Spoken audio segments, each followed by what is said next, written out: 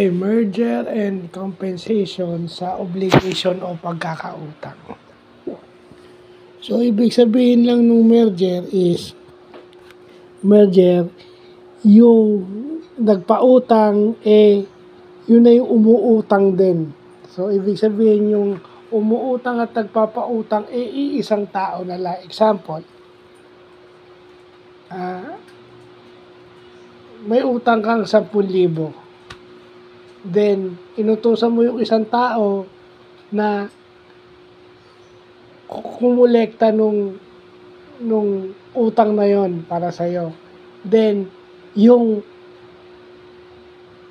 tao na yon biglang sinabi na ikaw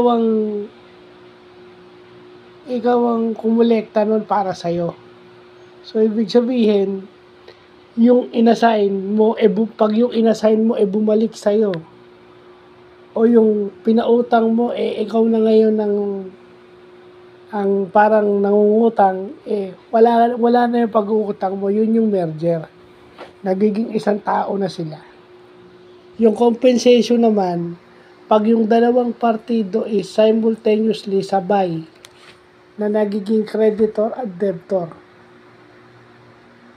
So, kung si person A may utang na 1,000 kay person B, at si person B may utang na kay person A na 500, so, nawawala na yung 500. Yung utang ni person B nagiging 500 na lang kasi simultaneous Nawawala yung nawawala yung obligation mo kapag ikaw may ganyan.